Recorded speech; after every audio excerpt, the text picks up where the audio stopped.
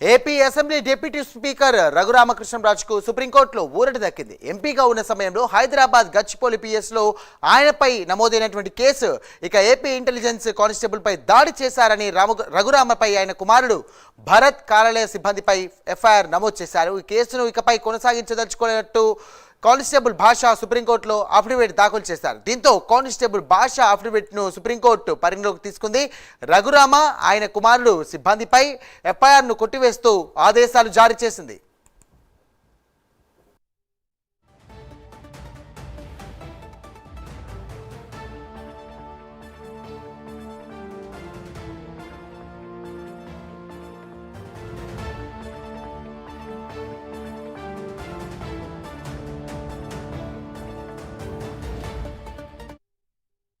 Constable ఇచ్చిన కంప్లైంట్ని పరిగణలోకి తీసుకుని నాపై, నా కుమారుడిపై, సిఆర్పిఎఫ్ సిబ్బందిపై కేసు కట్టడం. సో అక్కడ హైకోర్టుకి వెళ్ళాం.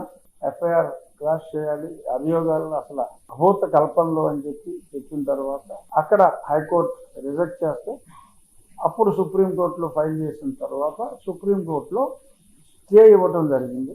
అది ఆ తర్వాత 2-3 హీరింగ్లు 4 హీరింగ్ల దాకా అయినట్టున్నాయి.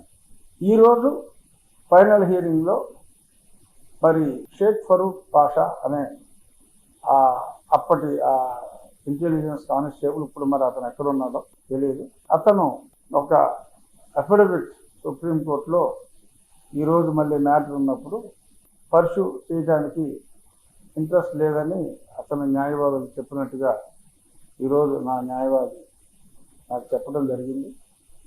మేము కూడా జరిగిన సంఘటనలో, దాని ముందు జరిగిన సంఘటనలో ఇది రాజకీయంగా ప్రేరేపితమైంది, కేవలం కావాలని చెప్పి కంప్లైంట్ ఇవ్వడం జరిగిందన్న వాదనలో మా సీనియర్ అడ్వకేట్ ఆదినారాయణరావు గారు 3 వారాల క్రితం జరిగినప్పుడు వివరించారు.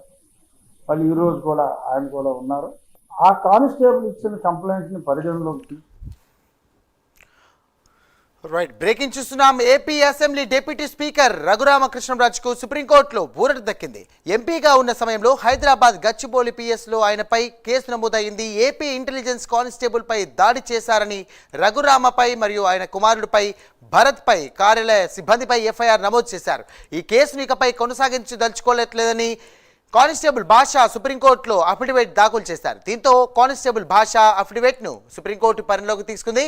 రఘురామ ఆయన కుమారుడు భరత్ మరియు సిబ్బందిపై ఎఫ్ఐఆర్ను కొట్టివేస్తూ ఆదేశాలు జారీ చేసింది.